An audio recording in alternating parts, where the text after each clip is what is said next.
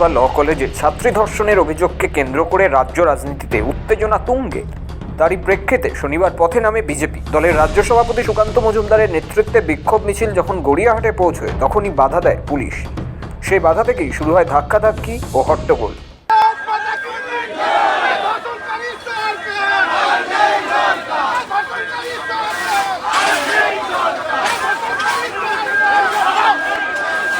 বিজেপির দাবি, শান্তিপূর্ণ মিছিল চালিয়ে যাওয়ার সময় তাদের কর্মীদের আটকে দেয় পুলিশ।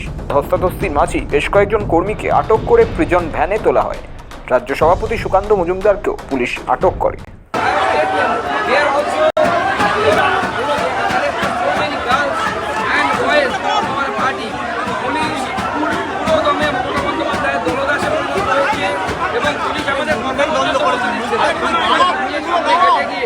আমি আমার বক্তব্য আপনাদের হয়েছে একটি গণতান্ত্রিক পদ্ধতিতে শান্তিপূর্ণ মিছিল পর্যন্ত অ্যালাউ করছে না। বারবার আপনাকে কেন গ্রেফতার করা হচ্ছে?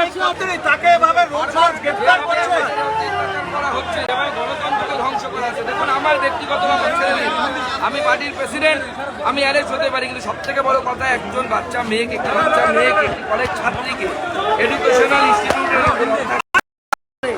যেভাবে ধর্ষিতা হতে হলো, পদের লোভ দেখিয়ে তাকে চেষ্টা করা হলো ধর্ষণ করে। যখন সেই লোভে রাজি হয়নি তাকে ধর্ষণ করা হলো, তারপরে তাকে ইনহেলার এনে দিতে বলে তারপরেও তাকে ছাড়েনি, তারপরে আবার গার্ডের রুমে নিয়ে গিয়ে সেখানে তাকে ধর্ষণ করে।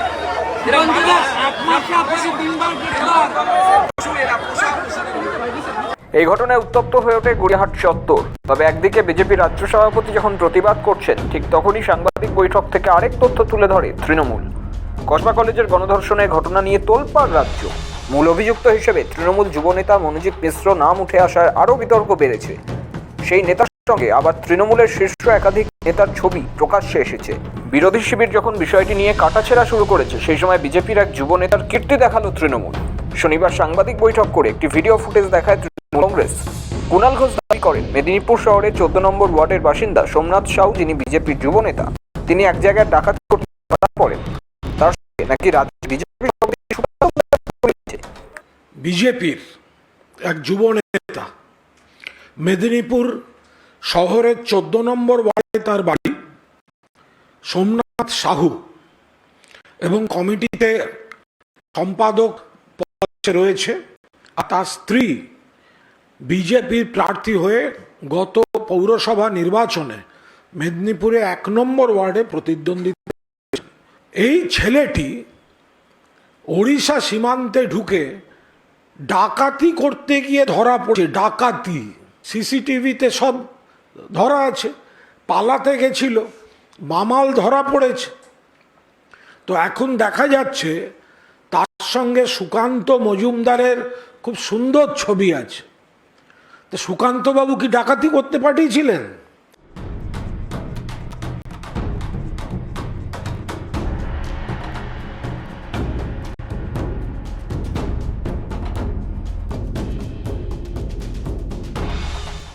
দেখুন, বিজেপির যুবনেতা সোমনাথ সাহু দেখলেন দোকান লুট করছে, সোনা দোকান। এই যে সুকান্ত মজুমদারের সঙ্গে ওই ডাকাত, যার সভাপতি ওখানে রয়েছেন, পোস্ট পদ বিজেপির যুব।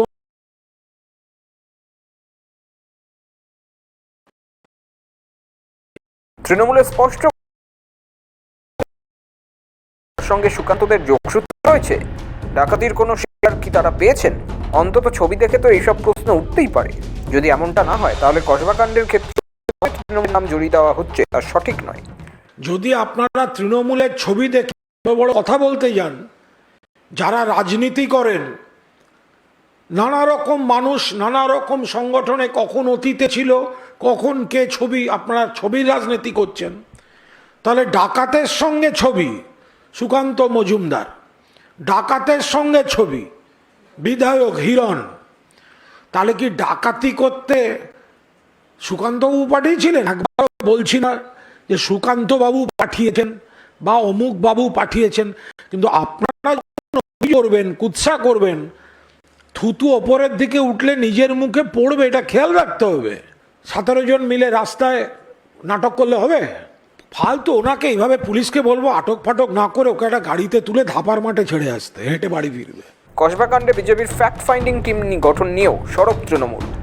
ফ্যাক্ট ফাইন্ডিং টিম আসছে, এটা এখানেই আসতে পারে, বাংলায় আসতে পারে, কিন্তু উড়িষ্যায় যে কথা কুণাল ঘোষ বললেন যে 10 দিনে 5টা এই ধরনের নির্যাতনের মামলা, কই সেখানে তো ফ্যাক্ট খুঁজতে কেউ যান না।